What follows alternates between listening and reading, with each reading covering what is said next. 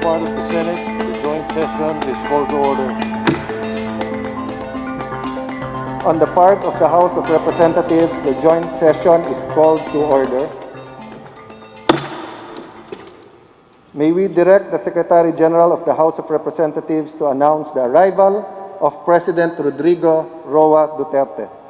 Ladies and gentlemen, the President of the Republic of the Philippines, Rodrigo Roa Duterte.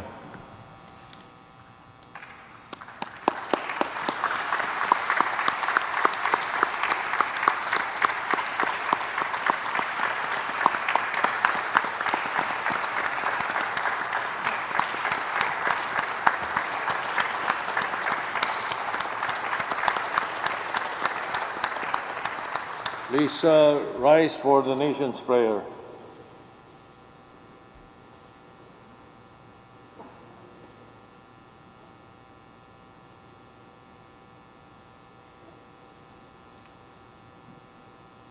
Makapangyarihang Allah, Makapangyarihang Ama, Makapangyarihang Ama, Makapangyarihang Ama, may gawad ng langit at lupa, bagamat kayo ang kataas-taas ng hari, kayo naman ang aming Diyos, na lubusang mahabagin, at ang inyong kabaitan ay walang hali. buong pagpapakumbaba kaming lumalapit at humihingi ng inyong kapatawaran sa aming mga pagkakasala sa isa't isa, sa aming pagwawalang bahala, sa kalikasan at sa iba pa ninyong mga nilikha. Hilumin ninyo kami, ang aming mga karagatan at mga kagubatan, marapatin ng muling maging daliwan ng inyong mga biyaya. sapagkat kayo ay patuloy na namamayani sa lahat, maging sa salot na aming kinatatakutan. tulungan ninyo kami na mahanap ang lunas sa laganap ng pagdurusa. Mangusap sa bawat puso namin, muling ipadama sa amin ang inyong pag-aadya. Patatagin ninyo ang mga kumakalinga sa mga may sakit, ang mga patuloy na nangangailangan sa amin, gantipalaan at pagpalain ang mga tumutulong sa nangangailangan, nang sila ay patuloy na tumatalima sa inyong pahiwatig. Itinatalaga namin sa inyong patnubay ang aming Pangulo, Mga namumuno sa pamahalaan at pribadong sektor, Pagbuklo rin kami sa pagharap sa mga hamong darating. Nang may pag-asa at katatagan ng pananampalataya. sa dulot ninyong laya at tagumpay. sapagkat kayo ang aming dakila at kakamahang Panginoon, at ang inyong kaharian ay walang hanggan. Ipinagkatiwala sa inyo ang aming bayan, sa inyong pagmamahal, hinihiling ang aming kaligtasan. Siya nawa. Please remain standing for the singing of the Philippine National Anthem.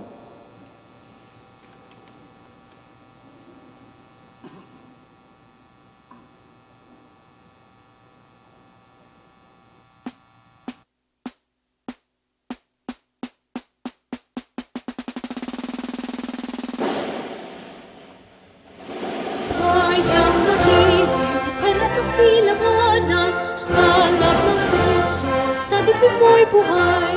Lupang hinirang tuwing ka nang magiting sa manduluping. Di ka masisingin sa dagat at bundok, sa simoy at sa langit ng bukok. May dilagang tula at awit sa pagdayaw ni Namahal. Ang kisap ng watawat mo'y tagumpay na nagniningning.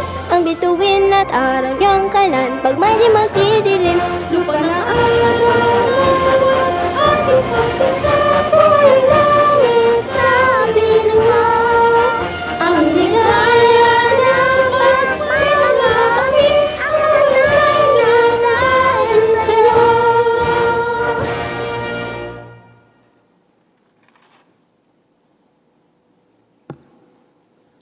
Ladies and gentlemen, honorable members of Congress, the President of the Republic of the Philippines, Rodrigo Roa Duterte.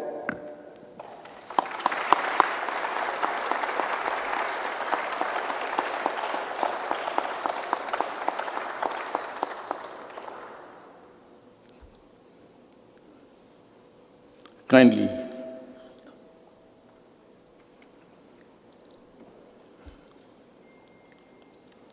Senate President Vicente Soto III, and the honorable members of the Senate, House Speaker Alan Peter Cayetano, and the honorable members of the House of Representatives, Vice President Maria Leonor Robredo, former Presidents Joseph Ejercito Estrada and Gloria Macapagal Arroyo, Chief Justice Diosdado Peralta, and the Justices of the Supreme Court, His Excellency Munter Mahfoud Salim Almantre, and the esteemed members of the Diplomatic Corps, Executive Secretary Salvador Medaldia, and the members of the Cabinet, mga mahal kong kababayan.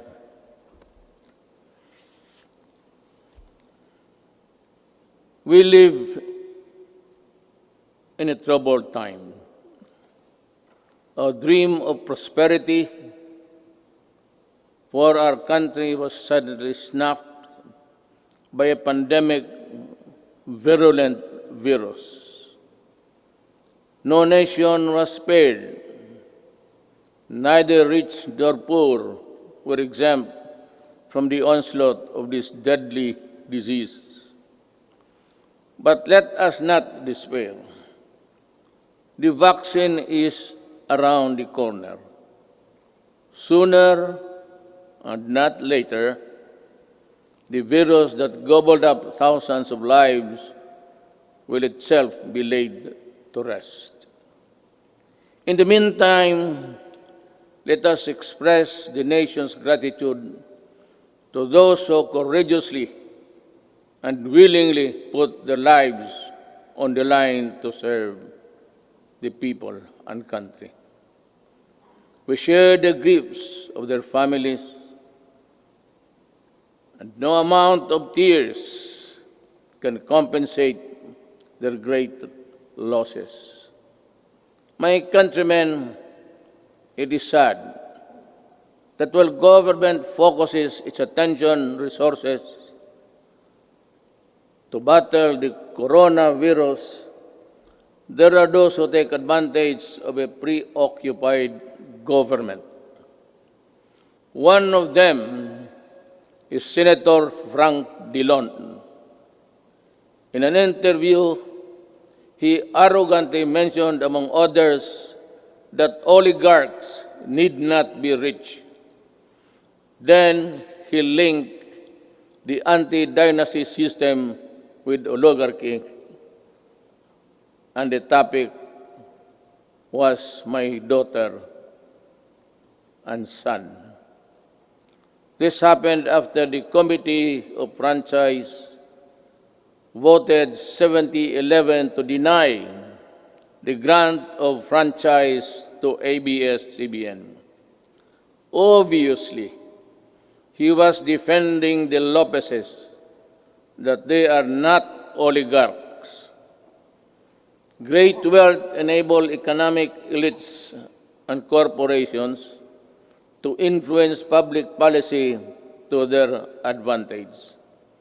Media is a powerful tool in the hands of oligarchs like the Lopezes, who use their media outlets in their battles with political figures. I am a casualty of the Lopezes during the 2016 election. The dealers and purveyors of illegal drugs, hiding in the shadow of COVID-19, have stepped up their activities. The amount of shabu valued at millions of pesos seized during police operations speak volumes of the enormity and the weight of the problem that we bear.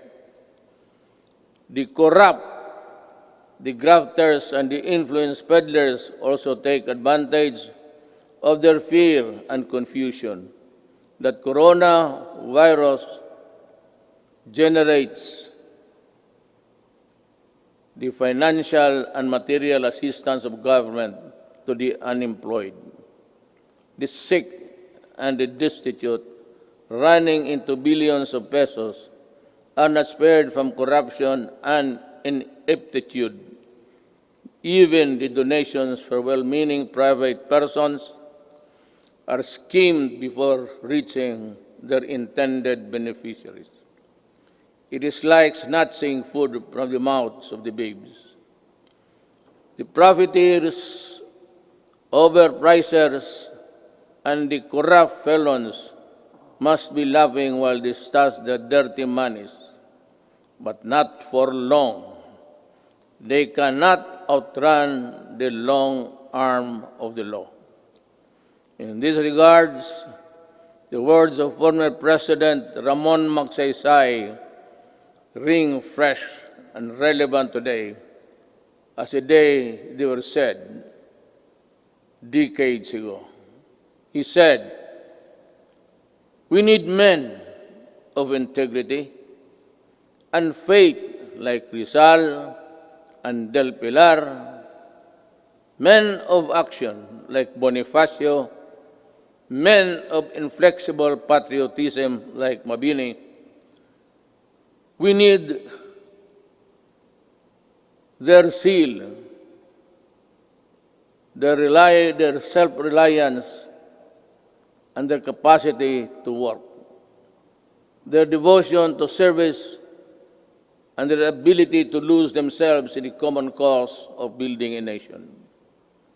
If we allow greed and self-interest and ambition to rule us, then, as stated by one prominent physician, we will be left with nothing better than the lesser evil instead of the greater good.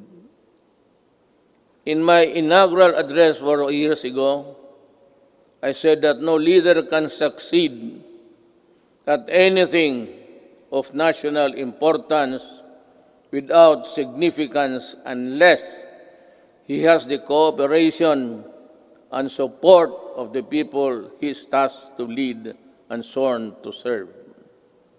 The efforts and resources which we poured out produced the momentum needed to bring our country closer to our goals. Suffice it to say, we made significant strides over time. Over 4.3 million poor families benefited from the Pantawid Pamilya.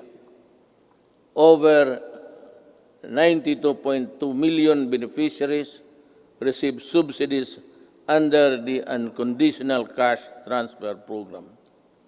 We also made available tertiary education and universal health care. Public utility drivers were given assistance to the Pantawid Pasada program. There are complaints that some drivers did not receive any assistance at all. I have directed the SWD and DILG to look into this. I welcome the passage of the law postponing the barangay and sangguniang kabataan elections. The postponement saved much-needed government funds and ensured the implementation of projects under the current barangay officials. In the hindsight, it also saved us from holding the polls while we dealt and continued to deal with the pandemic. The Malasakit Centers Act has proven to be a great help to our less fortunate citizens needing medical services through one-stop platform in government hospitals. We commend the initiative and work of Senator Bongo in this regard, as well as other significant pieces of legislation as of today. There are 75 Malasakit centers serving Filipinos all over the country. These centers will be of great help in ensuring that our people remain healthy and resilient during these challenging times. The Salary and Standardization Law of 2019 increases the salaries of civilian government workers. I hope that this law will inspire our government workers to perform better and encourage young, brilliant citizens to join public service. I appreciate the law of establishing the National Academy of Sports. We can now give our deserving student athletes the training and the support they need to excel in their chosen field of endeavors.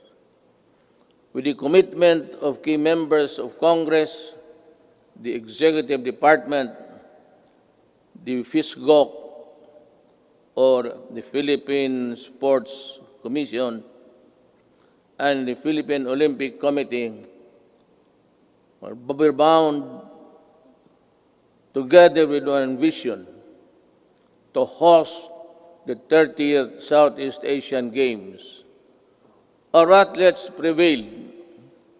More than that, we fostered pride, patriotism, genuine sportsmanship, and camaraderie in our South Asian brothers and sisters. Indeed, we won as one.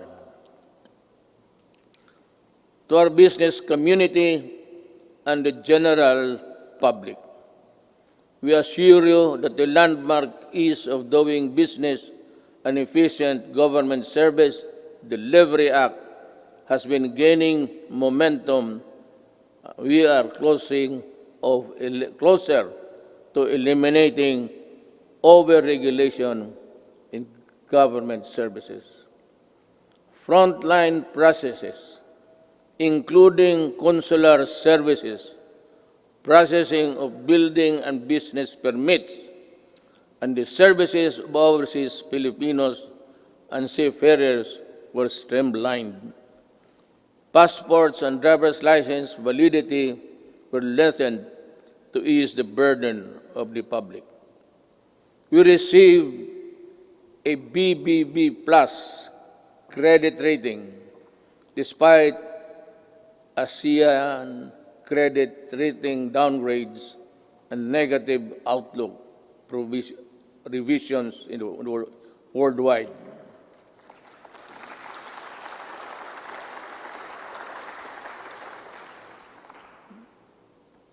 The Japan Credit Rating Agency upgraded us from BBB plus to A minus last month. Meanwhile, Moody's has affirmed and maintained the country's ratings at Baa2 rather.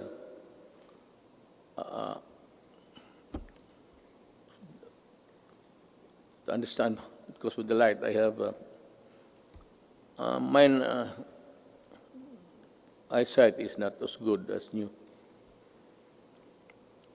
Our fiscal position is strong, our economic fiscal management prudent, and our banking system robust. We are in a better position to weather the crisis caused by COVID-19 global pandemic. We have accomplished significant infrastructure projects under the Build program. I will not dwell lengthily on the nitty-gritty of our infrastructure accomplishments now, lest I bore you. Instead, we will release a comprehensive written report of our collective milestones and the details of accomplishments that remind us that perseverance, patience, determination will help us move forward even in the most difficult times. We issued last year the Executive Order number 100, establishing the Diversity and Inclusion Program as national program of the government. We want to end discrimination of persons on the basis of age, disability, ethnicities, sexual orientation, and gender identity and expression, and other character traits. My administration always believed that freedom from illegal drugs, terrorism, corruption, and criminality is itself a human right violation. Part of our efforts to uphold human rights is protection of the rights of children and the right against discrimination. Early last year, I signed Executive Order Number 92, creating the National Council Against Child Labor. Government efforts to protect the rights of children will be amplified to prevent, reduce, and eliminate any form of child labor. Our achievements along this line will have been extolled by an overwhelming number of fellow member states in the UN Human Rights Council during its recently held 44th session last June. Rest assured that we will not dodge our obligation to fight for human rights. My countrymen, there are lessons to be learned from the coronavirus pandemic. It jolted us to realize that gains made after spending so much planning, effort, cost, and time could diminish considerably and quickly for reasons beyond one's anticipation. That it is much easier to destroy than build. That in a crisis of national proportion that affects every aspect of human life, government needs to have the support and cooperation of the people if it is to succeed in battling the cause of that crisis. That there are people who ask for compassion but show none themselves. That life, after all, is fickle, like the weather. The gains we achieved for the first 3.5 years were put to a test when the pandemic suddenly struck the global community. While I am aware that the road towards a comfortable life would all be far easy if the pandemic had not occurred, and around the rest of the world we suffered.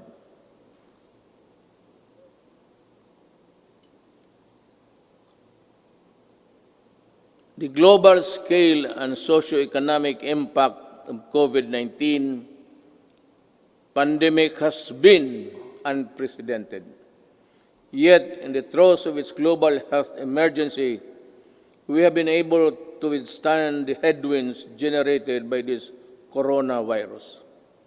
In this regard, I would like to express my gratitude to all those who made possible the steady supply of food, water, basic utilities of our households.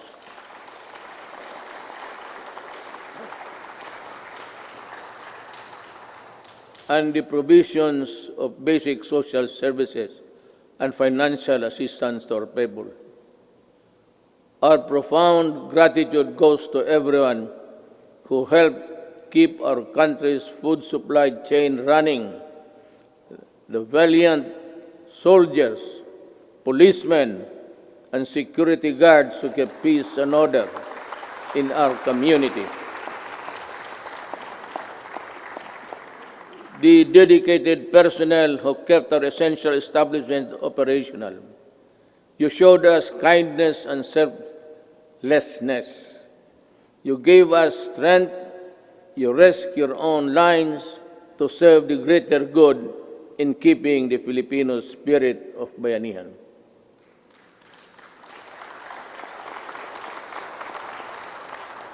I also thank the men and women of the Interagency Task Force on Emerging Infectious Diseases and the National Task Force Against COVID-19 for all the countless hours it spent to keep the pandemic in check and for all the efforts it made to ensure the safety of our people.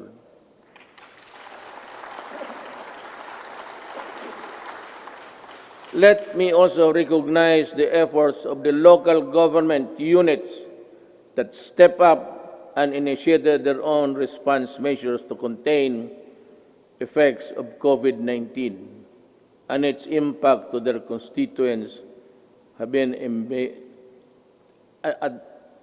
impact to its constituents.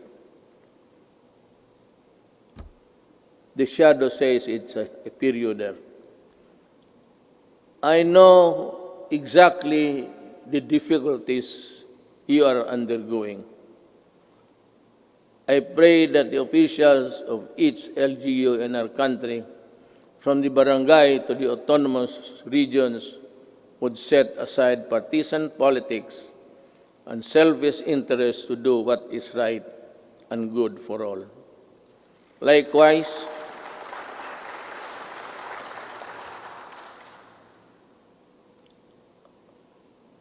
I likewise issued Executive Order Number 104, which imposed ceilings on retail prices of at least 133 drugs and medicines and directed a continuous review of the retail prices of others. This proved to be providential now that we are facing a pandemic. To everyone who helped us in this time of great need, maraming salamat po.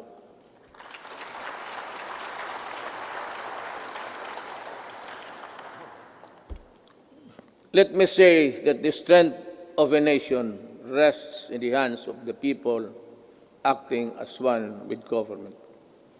In the pursuit of common goals and objectives, when the pandemic struck, I decided to prioritize life over other considerations according to experts. The intervention that the government had put in place prevented as much as 1.3 to 3.5 million infections. To me, even if the numbers were much lower, it would still be and would have been worth the sacrifice we made. Buhay muna bago lahat. We initially encountered difficulties ramping up our testing capacity. We now have 93 accredited testing laboratories nationwide, and we are aiming to conduct 1.4 million tests by end of July and ensure a quick turnaround time of 48 to 72 hours. Under the Social Amelioration Program, we allotted 2.5 billion or to 2.5 billion for poor and low-income households who were affected during this pandemic, who thrive on a no-work, no-pay arrangement. Admittedly, our implementation of the Social Amelioration Program was not perfect, and some opportunists turned crisis into opportunity. We will catch up with you sooner than you think. We came up with the COVID-19 Adjustment Measures Program, extended financial assistance to over 650,000 affected individuals in the formal sector. 110 OFWs abroad and almost 83,000 repatriated OFWs were also provided temporary wage employment to displace marginal workers through the TUPAD project. Our indigent senior citizens were also provided with a stipend for the rest of the semester of the year current year. This health emergency stretched government's resources to its limits. In response to the Office of the President, worked closely with Congress for the quick passage of the Bayanihan to Heal as One Act. May I again reiterate my thanks to you, the men and women of Congress, for the effort you invested in passing that law. I hope that we can get some or the same treatment of clarity, purpose, and the fastness to support the passage of the Bayanihan Recover to Act as One, which is supplement funds for recovery and response against the impact of COVID-19 pandemic. We must facilitate the country's economic recovery. I call on Congress to fast-track the passage of the proposed measure, such as the Corporate Recovery and Tax Incentives Enterprises or CREATE Act. This immediately cuts the corporate income levy from the current 30 to 25% and give government flexibility to grant a combination of fiscal and non-fiscal incentives, among others. The Financial Institutions Strategic Transfer, or First Act, will set up mechanisms allowing banks and other financial institutions to dispose of and transfer non-performing assets and loans to asset management companies similar to the special purpose vehicles. Our economic managers have seen infrastructure investment as an effective tool to help spur high growth, attract investments, create jobs, and achieve financial inclusion for all Filipinos. The DBP has resumed the construction of the North Luzon Expressway Harbor Link, the NLEX SLEX Connector, the Cavite-Laguna Expressway, the Metro Manila Skyway Stage 3, the R1 Bridge Project, the Tarlac-Pangasinan-La Union Expressway Project, and the Subic Freeport Expressway Project, to name a few. To realize the maximum benefit from the country's investments, the infrastructure projects under the Build, Build, Build program, which are labor and capital intensive, are not mere springboard for the country's swift recovery pandemic. They are economic benefits to be distributed to all corners of the country and push sustainable stability in the urban centers, particularly Manila.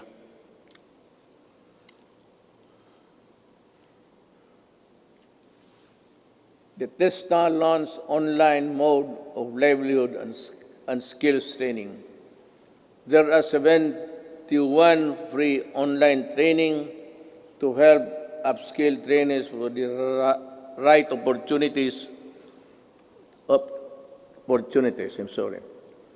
I asked TESDA to come up with special training programs to retool our OFWs so they can find employment opportunities here and at home.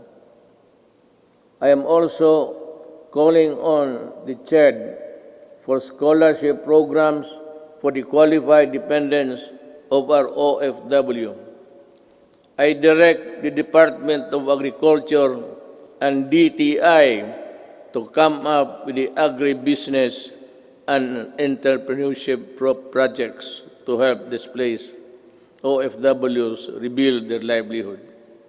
Further, I ask the Land Bank and other government financial institutions to continue providing low-interest loans to our OFW.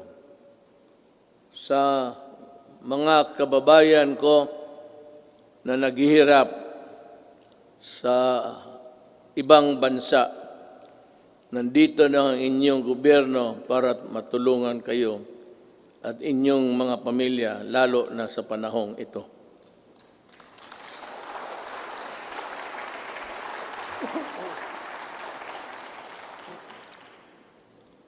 The government will intensify its efforts to help businesses, especially micro, small, and medium enterprises, or MSMEs, by providing responsive government assistance and services capitalization and business operation support as we adapt to the next normal. Nananawagan po ako sa ating mga lessors. Nananawagan po ako sa ating mga lessors. Malasakit at bayanihan po ang sana ang pairalin natin ngayon. This is not the time to drive away leases. During normal times, they were the primary source of your income stream. Now, it's time to be fair and compassionate. Come up with an amenable arrangement with your tenants. Huwag po natin silang pagtabuyan, tanggalin ang tubig, kuryente at bubong. Commercial establishments are requested to give grace periods to allow deferment of payments, especially for MSMEs that were forced to close down during the quarantine period. Let us help them recover.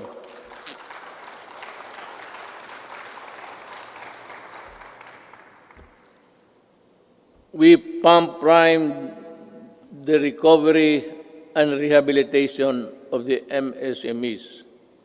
The DTI to the Small Business Corporation set up the Philippine 1 billion COVID assistance to restart enterprises or CARES program to provide zero-interest loans for MSMEs affected by the pandemic as of July 10, 2020. Over 2,600 loans applications worth more than 182.5 million have been approved. We are optimistic that this initiative will help our MSMEs stabilize and recover from their losses. I also enjoin the Bangko Sentral ng Pilipinas and the banks operating in the country to provide regulatory relief for our MSMEs and allow loan payment extension without incurring penalties and charges.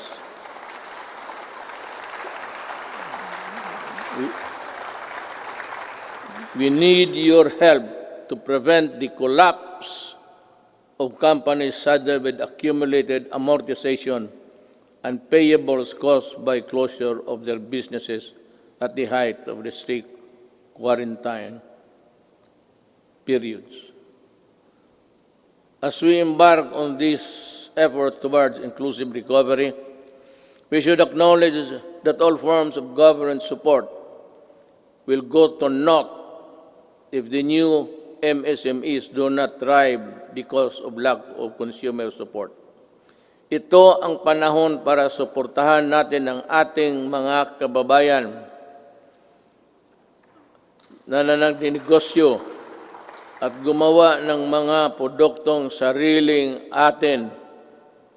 In the same manner, in tourism and recreation industries, which are among the hardest hit by the pandemic, count on our full support while we slowly try to put the fun back in your local travels.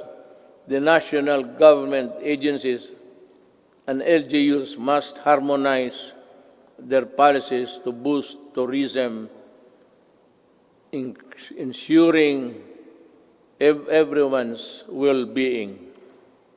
We enjoin our people to help boost the economy by traveling locally.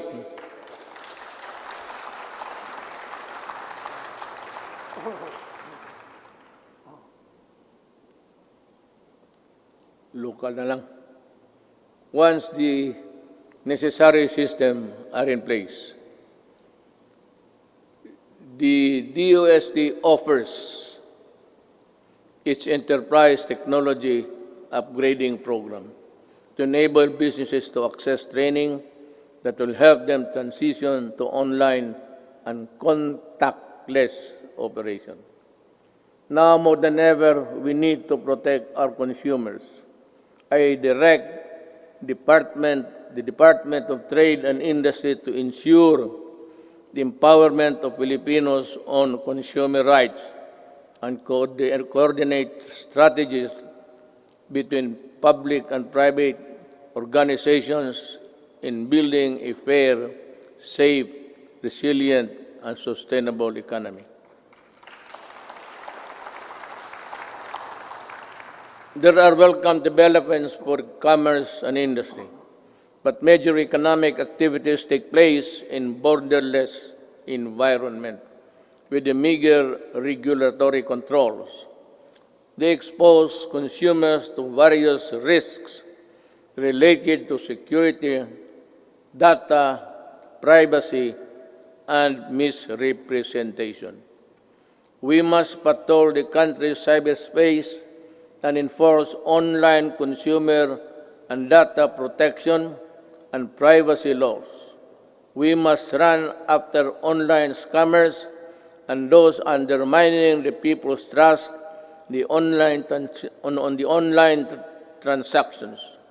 We must continue to protect Filipinos in the normal and remind the world that we are responsible stewards of data.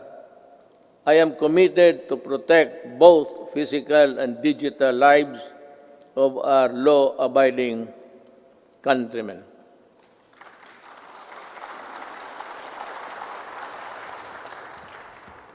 The national government shall lead the way in our transition to online systems. I reiterate my call for all government instrumentalities to implement systems that shall make physical queuing a thing of the past. Panahon na para mawala na ang pila para mapagsilbihan ang gobyerno ng walang kahirapan para sa tao. The DILG, DBM, and the ARTA, along with all agencies and instrumentalities of government, are hereby directed to make full possible services available online. We need to adjust and adapt a paperless type of business and work performance. We need e-governance our people with the services they need and the comfort of their homes in the workplaces. It will enable our bureaucracy to better transition into the new normal and cut red and minimize red tape. until the COVID-19 vaccine is available, I will not allow the traditional face-to-face teaching or learning unless the risk of exposure to the sickness are eliminated. I cannot and will not put to rest the health and lives of our students and teachers. Yung about 2 weeks ago, I seem to have said that I would allow the face-to-face classes to resume. But we were talking actually of January, because my thinking is that by September, we would have the vaccine. How to get it from the producers or from other governments is really something which we have to deal with, because everyone, it's a global need, and everyone will go for it. But let me just mention it in passing that about 4 days ago, I made a plea to President Xi Jinping that if they have the vaccine, can they allow us to be one of the first, or if it's needed, if we have to buy it, that we will be granted credit so that we can normalize as fast as possible. Life that is lost is lost forever. Courses that are not substantial can be supplemented. Education that is delayed can be recovered. We must implement online learning, modular learning, and TV and radio-based broadcasts, which students coming from different backgrounds can avail. DepEd will provide the printed modules for those who cannot afford online learning. In support of the learning continuity program through blended learning, we plan to increase the number of schools with ICT equipment in the coming months. The DepEd and the DITC are building up the public education network or PEN that will connect all public schools and DepEd offices nationwide.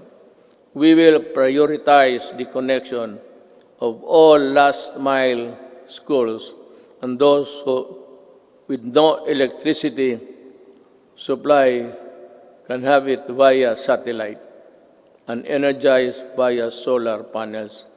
By 2022, before I step down, the PEN shall be realized.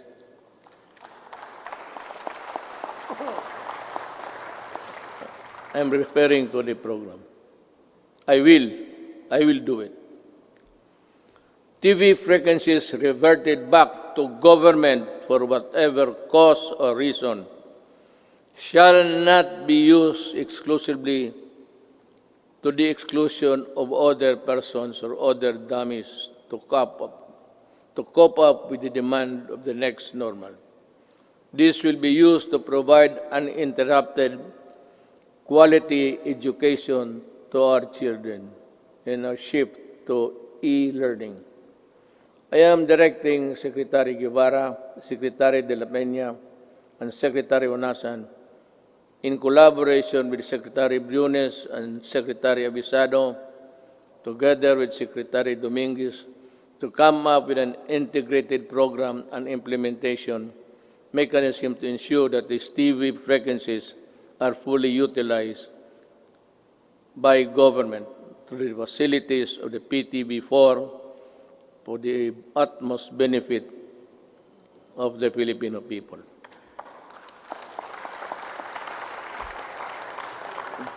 Let me just allow me to segue a little bit. For the remaining 2 years of my term, all that is good that belongs to government, whether it be the airwaves, whether it be the lines, or whatever that is good for the people, will belong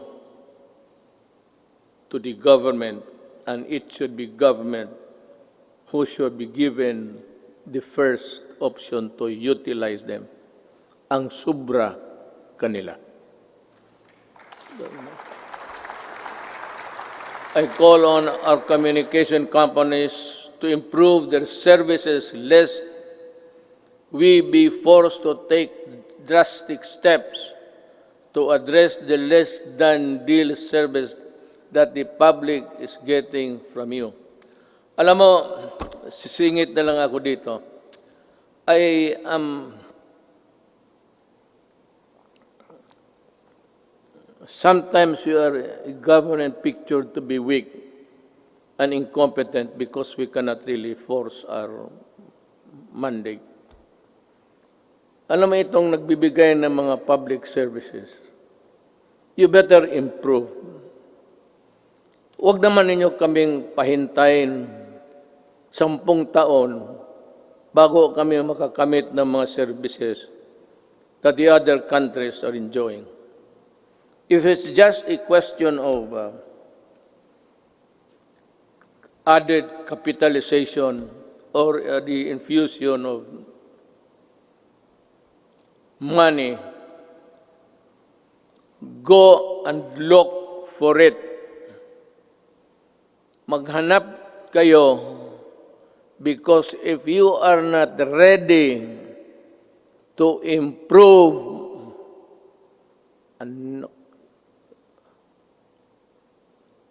I might just as well close all of you and we revert back to the line telephone.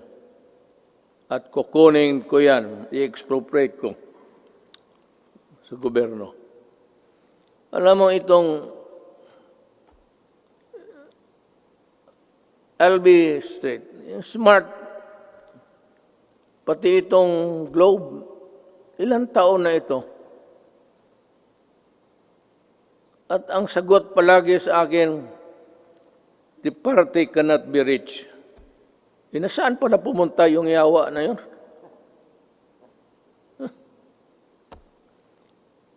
Kung ganun lang naman ibigay ninyo sa amin, we are a republic, a sovereign country. Bear that in mind, because the patience of the Filipino people is reaching its limit. At I will be the one to articulate the anger of the Filipino people. And you might not want what I intend to do with you. Kindly improve the services before December. I want to call Jesus Christ to Bethlehem. Better have that line cleared.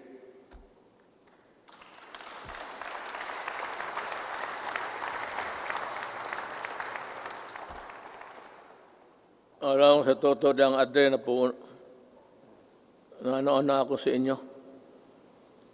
I have been a citizen of this country and parang nilalaro lang ninyong, kayong may pera.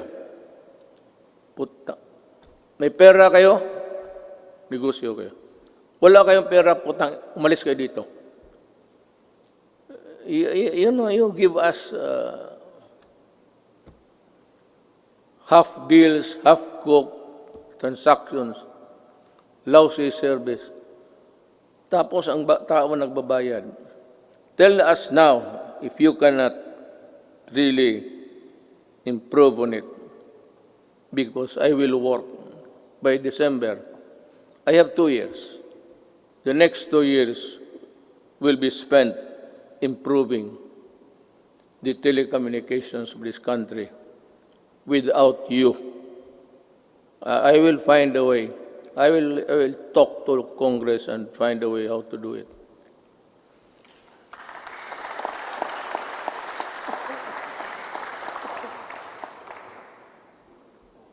Last year, I said that distributing economic business activities is imperative to our country's sustained and equitable growth.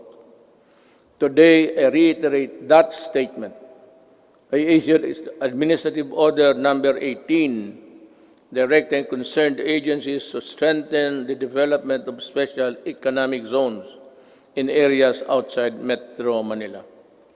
I also issued Executive Order Number 114 to institutionalize the Balik Probinsya Bagong Pag-asa program. This consolidates and refocuses existing economic and social welfare programs, activities, and projects toward the countryside. It is also an international agency council headed by Executive Secretary Salvador Medaldia, which will create a framework for the effective implementation of the project. Kung hindi ninyo ako naiintindihan sa sinabasa ko, mas lalo ako.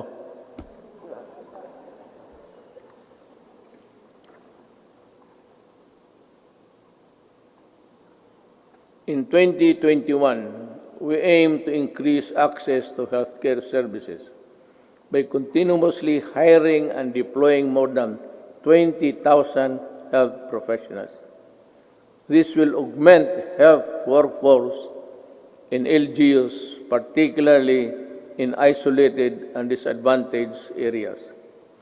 We will implement projects to establish and improve barangay health stations, rural health units, and other healthcare facilities. And we will need to address internal security. We are pursuing a whole-of-the-nation approach to bring peace and order, development in the countryside. We need to provide intervention and implement the barangay development program. This will provide cleared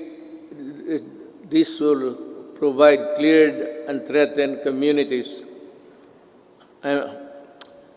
This refers to a program where the armed forces would play a vital role in the one nation approach.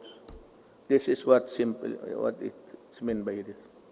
And that every agency of the government, including the armed forces of the Philippines, should participate.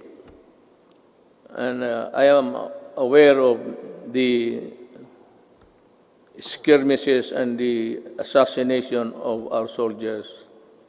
And I said, correct this so that we can proceed with the barangay implementation as fast as possible. We have made significant strides in the past 4 years, but we need the support of local government leaders. We need your help to implement the barangay development program. Certain sectors expressed concern when I declared martial law in Mindanao and its extension 3 times.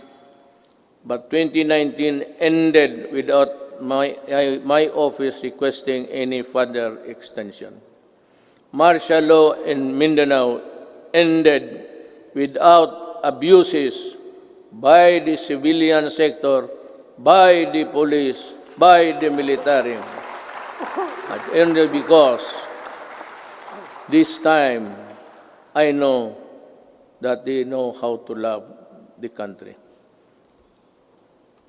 I thank Congress for the support to to this administration programs. Congress has been very productive, but much more remains to be done.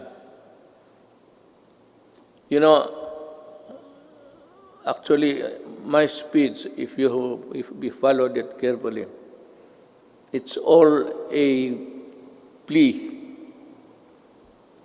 to Congress to do this, to do that, to make a law or craft a whatever. And this one, I strongly urge Congress to pass a law establishing the Department of Overseas Filipinos, solely on addressing the concerns of Filipinos abroad and their families. I reiterate this swift passage before this. Kawawa kasi itong ating mga overseas.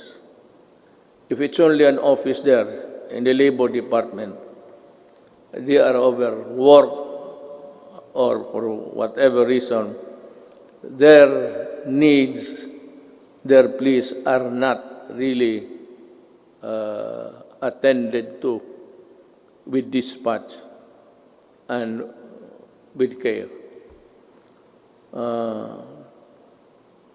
Yung OFW, pati itong ano ngayon, ito yung sinabi ko kanina, I will go for it. We will need it to help them. I reiterate the swift passage of a law reviving the death penalty by lethal injection for crimes specified under the Comprehensive Dangerous Act of 2002. I did not hear so much clapping, so I presume that they are not interested. Wala kang...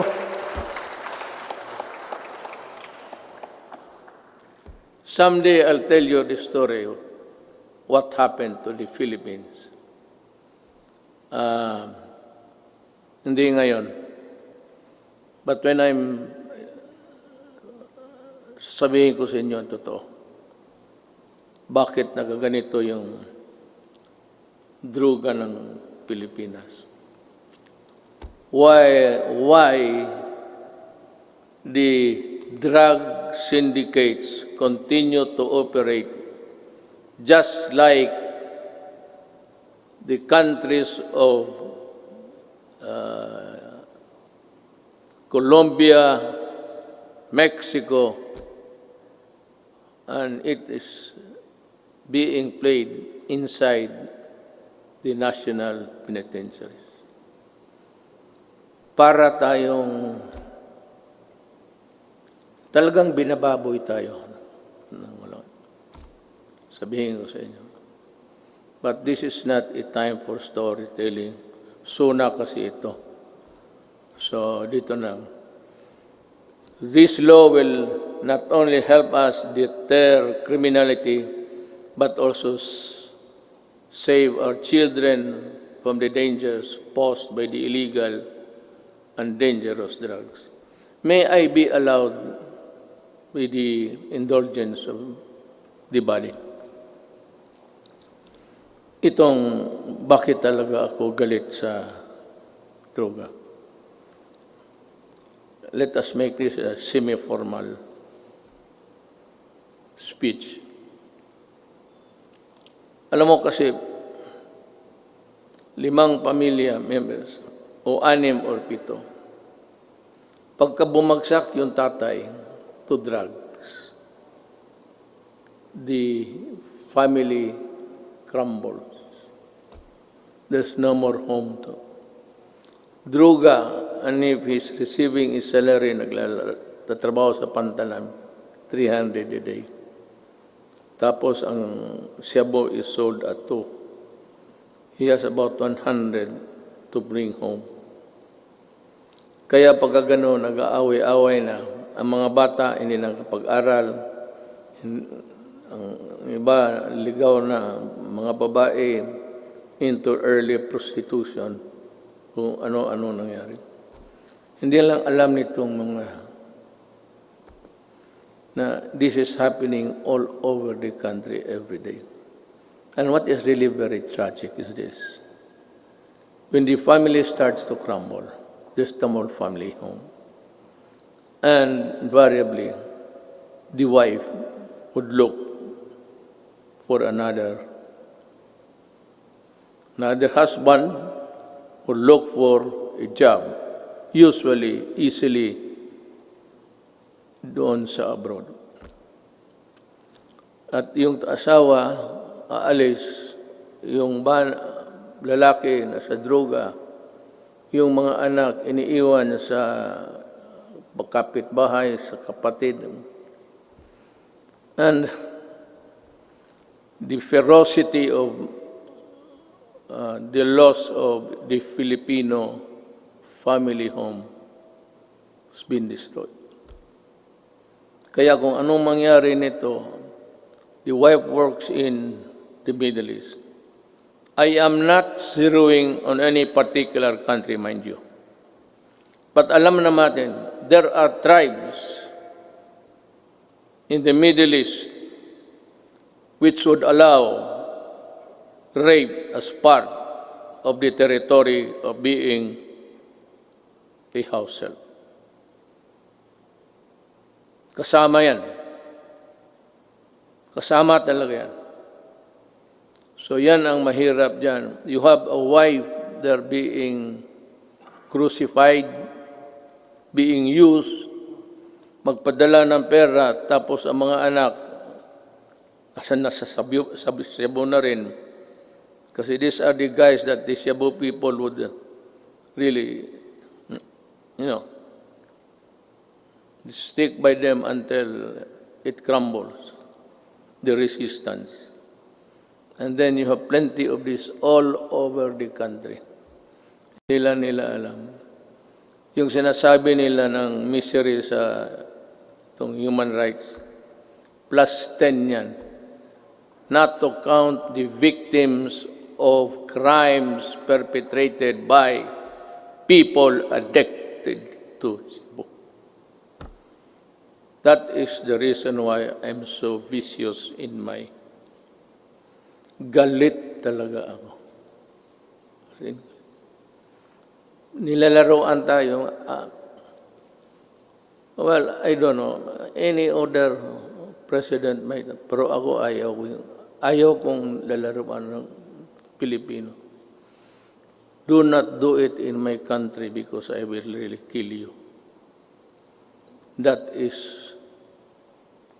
a commitment. Owning safe, decent, and affordable housing is every Filipino's dream.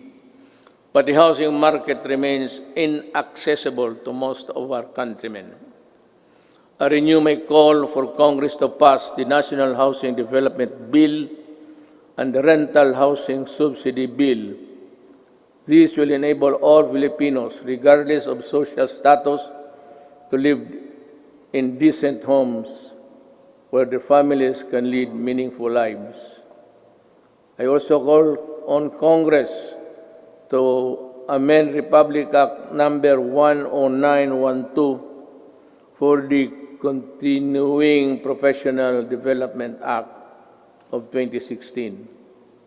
In this time of great pandemic and forthcoming reconstruction, requiring professionals to undergo seminars is burdensome and not realistic. This must end. Ito pang isa. May mga profession. Singit ko na lang lahat to tell this is to inform the nation. May mga profession na they would require, I think it's the nicest, they would require them to come to Manila to retrain and for another round of expenses. Itong mga seminar na ito, dapat mahinto. I don't know in other provinces, but during my time yung sa barangay na barangay expeditions ng mga opisyal. Hininto ko rin yan. And, which reminds me, I will act on this also in due time. We hail our health professionals as heroes. Now is the time to pass the Advanced Nursing Nursing Education Act and the law instituting the Medical Reserve Corps. COVID-19 will not only be the last pandemic. We need to create National Disease Prevention Management Authority to better respond to future outbreaks. We count on Congress to full support. You can just let it remain for a while in the Department of Health kung wala pang pera, but you have to expand the services. It would also entail a little bit of money, but not really as much as expensive when you set up a department. In the long term, we are looking into the creation of the National Disease Prevention and Management Authority to better prepare for the pandemics, protect lives, and allow development to proceed even in the worst of times. We are counting on the full support of Congress for this critical, important endeavor.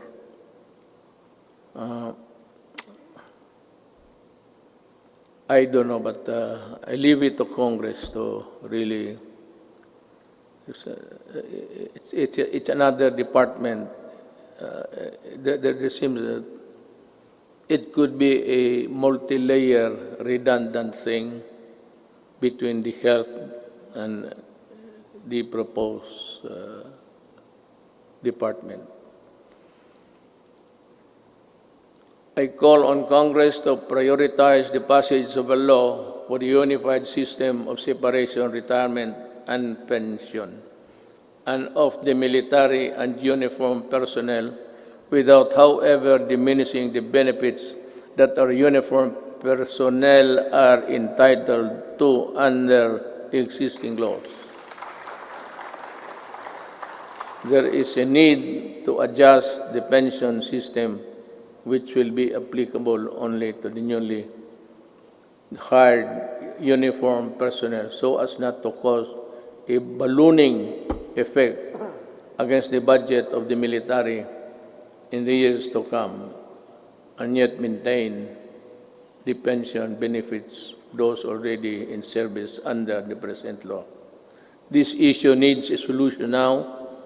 Umpisa natin ngayon para hindi na maging problema sa sunod na mga taon.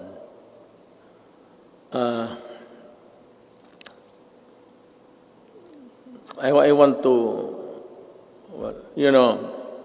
one of the, this is not politicking, I am not running, I cannot run anymore.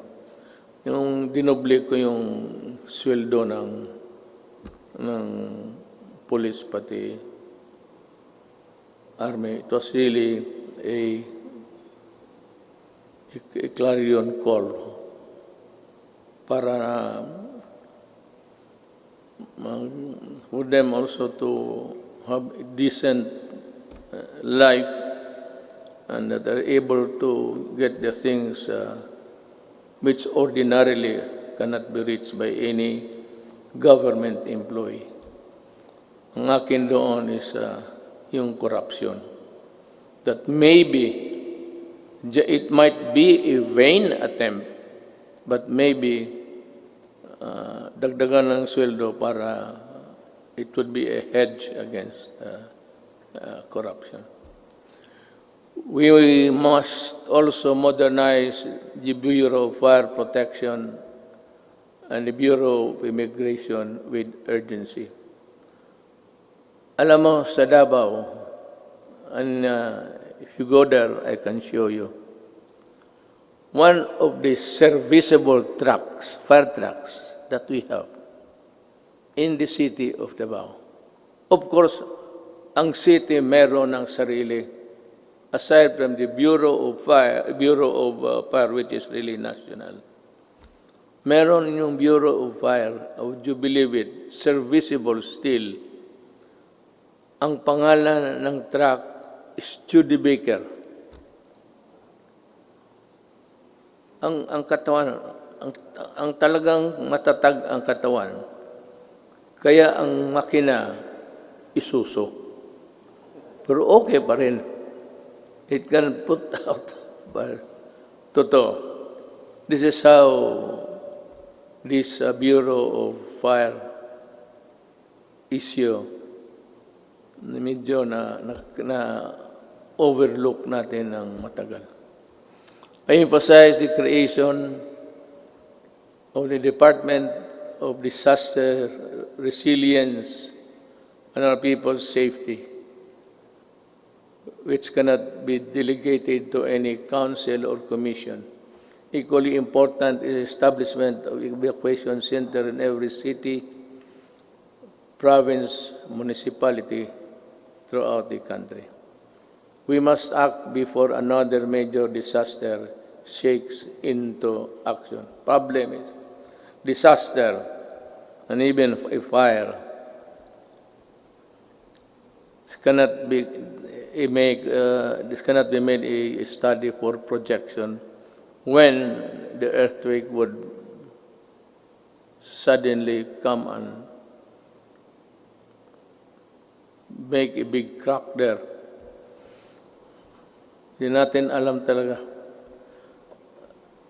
Ang ibig kong sabihin, this will require more than just one brainwork kung paano talaga itong how to prevent or avoid disaster. It would be, by the way, just before starting, I was tempted to say it, pero baka magtindigan kayo. It will be all right for me if Bongo will just stay. Wala akong problema. Sabi ko na this piece of speech of mine would be one of the longest sonas that I will deliver. Nakita ko yung page pagbigay sa akin. Yung ibang input akin. Pati yung iba lahat. Ang nangyari po, binalik ko sa kanila. Make it short. Pagbalik sa akin, mas makapal na. Nandyan na ngayon. Ito na ngayon.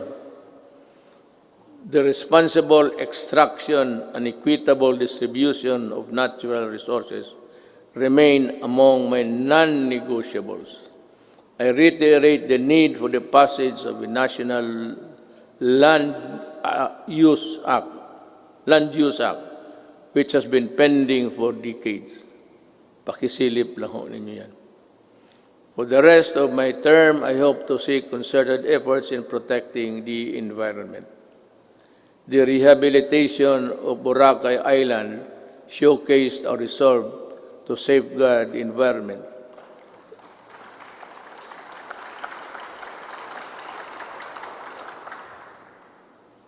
Boracay is doing well because of its scenery.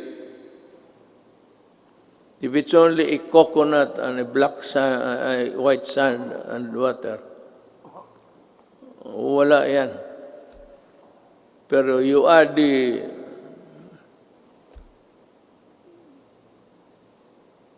visitors there, then it becomes a very tempting destination. We have seen remarkable emergence of the island back to its former glory. I want this sustained. I ask Congress to enact a law creating, importante ito, the Boracay Island Authority, or BIDA. We need it. I cannot stress enough the importance of agriculture. The growth of our economy depends on a robust agricultural sector. We must utilize the coconut, we must utilize the coconut levy for the welfare of our coconut farmers and the development of our coconut industry. I urge everybody, both of the executive department, pati ito, that ito yung pera na nakuha doon sa sequester. And itong perang malaking ito, gagamitin ito for the welfare of the farmers. The problem is, we can no longer trace who are the farmers of yesterday. Marcos is a distant star. We do not know. Ako alam ko because we had a little piece also that was covered by the land reform. Hindi na natin malaman kung sino ang may-ari. So I think Congress should look again and try to sort out how best the money can be utilized. I will not make any suggestion, but I leave it to Congress to decide what to do with it. I once again urge both houses of Congress to pass a version of the bill establishing the Coconut Farmers Trust Fund. Tulungan natin ang ating mga magsasaka pagka hindi mawawala yung pera, bilyon yan. Diyos ko po. Well, anyway, we have learned so many lessons along the way. I am also requesting Congress to pass the Rural, Agricultural, and Fisheries Development Financing System Act. We aim to provide adequate, accessible, and affordable food for every Filipino through the Plant program. After the build, I think this is easier to achieve. A few good men, few good regional directors, DAR, and dedicated workers down below could make this thing a success. Mas madali ito kaysa build. Ito plant lang. It is more of how you try to convince the farmers to cooperate government for their benefit. This 66 billion agricultural stimulus package will help the agricultural and fisheries sector recover. I hope so. We need to build trust and confidence in online transactions, stronger protection on online consumers, and enabling measures for online business needed through the enactment of an Internet Transaction Act. This is very good. I thus direct the Department of Trade and Industry and other relevant agencies to work on it closely with Congress, ensuring that the provisions of the proposed bill are responsive to the needs of the consumers while promoting the growth of e-commerce in the country.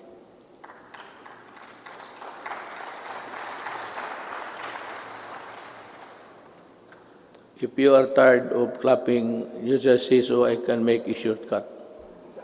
Pabilisan lang yan. On the path of better governance, we travel with other partners, both old and new,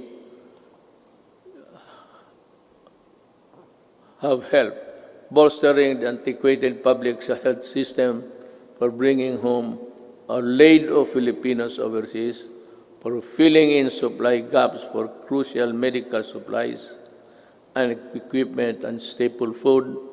For these and many more, the Philippines thanks all friendly nations. We will never forget your kindness and your timely support. Within ASEAN and beyond the Philippines, we will continue to work with partners to address global perils and ramp up cooperation to secure for our peoples greater peace, progress, and prosperity. The Filipino nation claims its rightful place in a community of sovereign states. Thus, we will continue to pursue an independent foreign policy. Let me be very clear about this. May I cut my prepared speech? Alam mo, I read a little over 3 weeks or last month na the Americans intends to go back to Subic. I'll just put on record my thoughts. I have nothing against America. I have nothing against China. But if you put bases here, you double the spectacle of a most destructive thing. Just like Manila during the Second World War, during the retaking of this city, it was one of the most devastated cities in the world. Ayang maglagay-lagay ka ng base at this time. This will ensure if war breaks out, because there would be atomic arsenals brought in. This will ensure the extinction of the Filipino race. We work without fail to protect our rights in the South China Sea, neither beholden nor a pawn to anyone. We broaden the boundaries of Philippine diplomacy. We build productive ties with everyone willing to engage us on the basis of equality and mutual respect. And we redefined our relationships with our most important partners, placing the country in a far better position to advance our interests in an evolving regional order and emerging global problems. Now,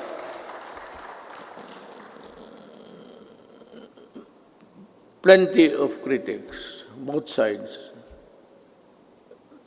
claim about nothing has been done to retake forcefully or physically the South China Sea.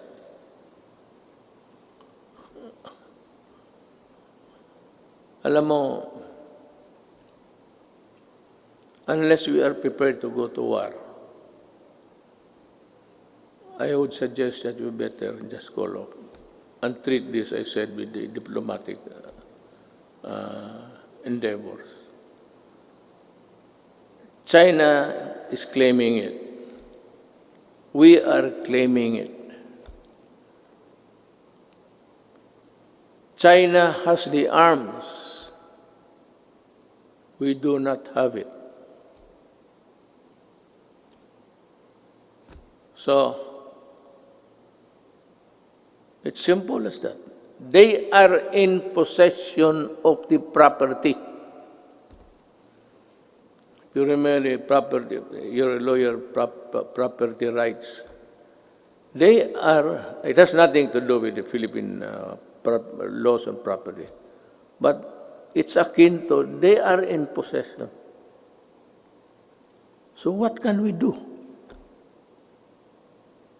We have to go to war.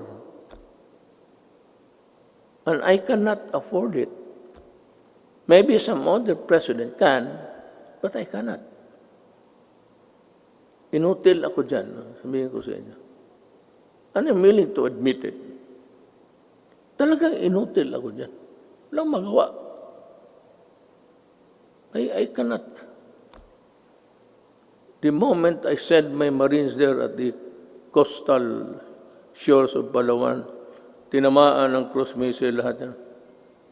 Hindi pa nga set sail yan eh. Sabog na. Let me see again that the victory in a global battle against COVID-19 would take longer than we expect. Everyone's cooperation is needed. I know that you have, the Filipino people, have sacrificed a lot, but we have no other choice but to work together and to do even more. I must admit that our actions have been far from perfect. Totoo yan. I admit it. And there could be improvements here and there. But all of us in government, including myself, assure you that we will not stop until we get things right and better for you. I know that many of you are worried not only about health and safety, but also about our ability to move around and ride public transportation. The depletion of your savings due to the rising cost of goods and the loss of your incomes due to uncertainties in your jobs and livelihood, I assure you that your government will address squarely these problems and challenges to overcome them and proceed to a new normal. Marami ho talagang mawawalaan ng those for a middle income. They buy a car on installment basis. You cannot keep up with the amortization. You lose it. You lose the car. And you are forced to ride on public utilities. Concomitantly, didiretso rin itong mga kriminal na rarami at crimes will increase. But let me assure you, for as long as I am president, there can never be a runaway crime in any of our cities. Hindi ako papayag naman. I can assure you, we will remain peaceful. Relatively peaceful. Hindi naman very peaceful. Pero kung sabihin mo na kagaya ng hold up dito, hold up, alam naman nila kung anong mangyari. You know what will happen to you. I am addressing myself to the criminals. You commit hold-ups, you commit rape, you commit all sorts of things, and you harm the public, then kaaway mo na ako. Pag bumalik kayo sa dati, kagaya noon, patong-patong na naman ang patay dito. Sigurado, hahanapin ko kayo. Do not ever go back to your old ways.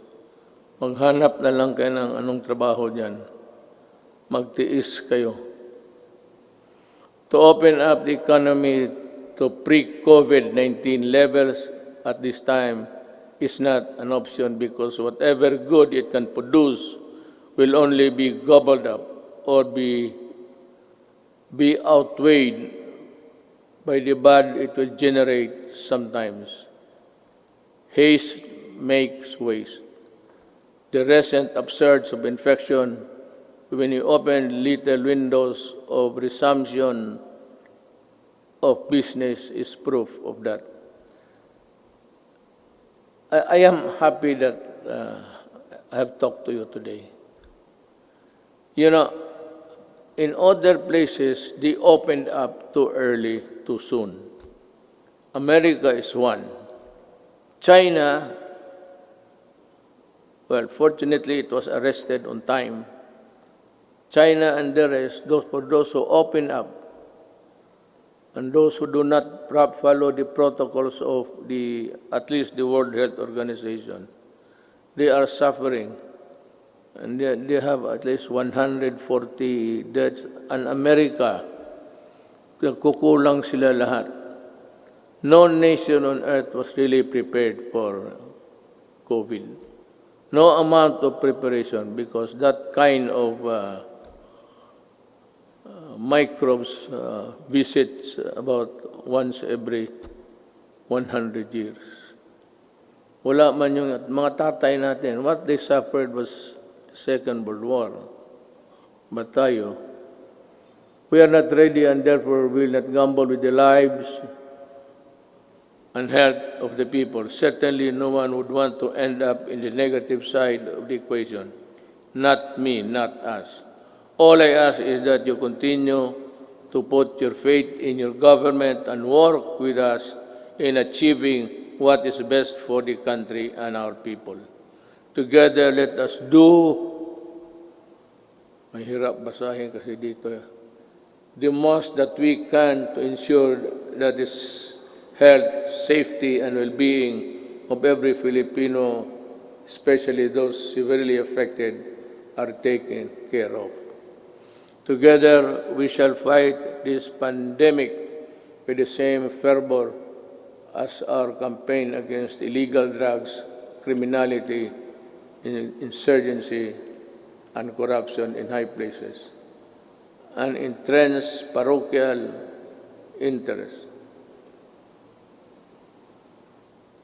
As a government worker, I am addressing each and every Filipino that the government cannot do this without your help.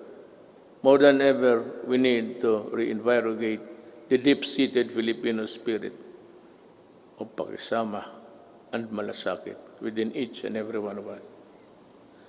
We are being tested as a people and as a nation. Worse times loom ahead. But I do hope that this spirit of solidarity and unity will serve as a drumbeat to which we shall march in unison in our quest for the light at the end of the tunnel. I appeal to each and every Filipino, let us take care of one another. Ito ang panahon para magtulungan, hindi panahon para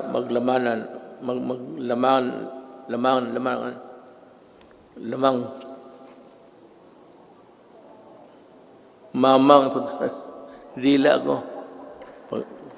Hindi maglamang at pagkakaisa. My faith in the Filipino innate patience, resilience, and determination to bounce back is unwavering.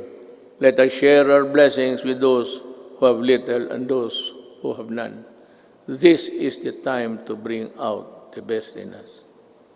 The woes that weigh heavily on our shoulders may bend our back, but they shall not bend or break our spirit. From the rubbles of adversity, a more resilient and stronger nation, built on bayanihan and pagkakaisa, shall rise. Together, we shall overcome. Before I pardon the time, but it was really the allotted time for my speech, I would just like to give a statement between us sa gobyerno kung hindi tayo nakakaintindihan. You know, Drilon extended, he was defending. I would like to ask Drilon, were you a part of ACRA when this contract of Ayala Water was being drafted? And why are you fumigating? Bakit kasi ikaw lang ang galit? Nasabi mo na dynasty. You are a hypocrite. You know that you cannot pass an anti-dynasty law. Ikaw nandyan sa Congress, ikaw ang mauna dito. But to take it against me for protecting my country is something which I really resent. Alam mo, you describe using the dictionary the synonym ng mga oligarchy, kung ano. Then you proceeded to characterize everyone, every name, and then said that oligarchy is not bad at all, because not all oligarchies are bad. True. But ito, to my countrymen, the oligarchy that exists in this country is the oligarchy that existed during the Spanish time. And the Spanish lands and the friar lands and all the benefits that were passed on to the insulares who did not go back to Spain or to the Spaniards and into their... But that was long ago. It has been forgotten. This is the oligarchy that controls the Philippines by what? By taking control of the water and the electricity and power. Yan ang oligarchy mo, Drilon. Wala nang oligarchy dito except that. They have control. Look at how can you now craft a new contract? Because I would insist that you pay the billions and billions that you collected. For example, water treatment. Oh, nandyan sa kontrata. It's in the billing. They've been collected. Since 1997. Ilang bilyon na nga wala ni isa. Not even a faucet was built for a water treatment facility. Yan ang mahirap sa... You do not protect the oligarchs here. You are the one. Ikaw lang mag-isa. And I suspect that you were also the one or help when you were there in the Accra. We do not even know ang mga abogado sa public documents. Hindi nga alam. Hindi natin alam kung nakagraduate ba o hindi. Wala. Would you think Ayala would get the services of those? Ayala got Accra. Accra did it. Ikaw galing ka doon. Most of you, more successful lawyers sa corporation. You handle big corporate. Yan ang mahirap. O, bangga tayo dito. Hinawakan ninyo eh. Hindi ka pwede kayo. Kita mo, noong nag-increase, walang tubig, pinuputol yung tubig. Ang tao, bumigay kasi hindi pwede yung tayo di maligo. Hindi uminom. Electricity, ayaw mo mag-increase. O ayan, wala ka. Palaging brown out lahat.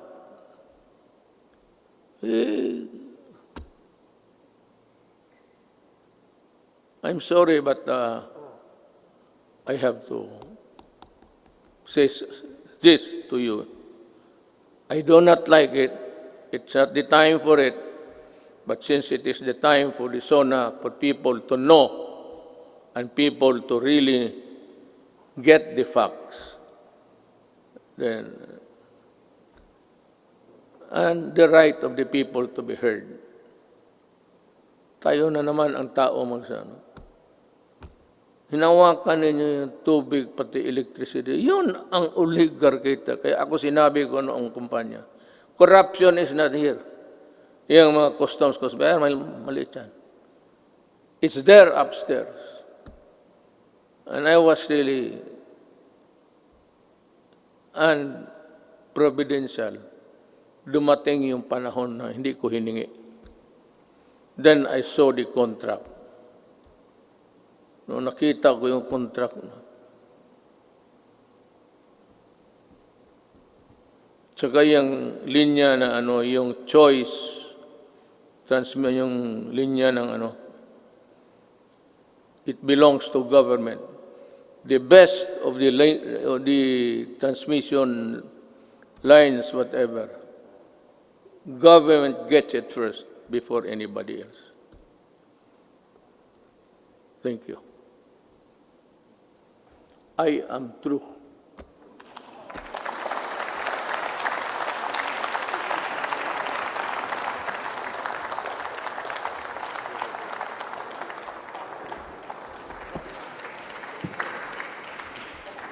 On the part of the Senate, the joint session is adjourned. On the part of the House of Representatives, the joint session is adjourned.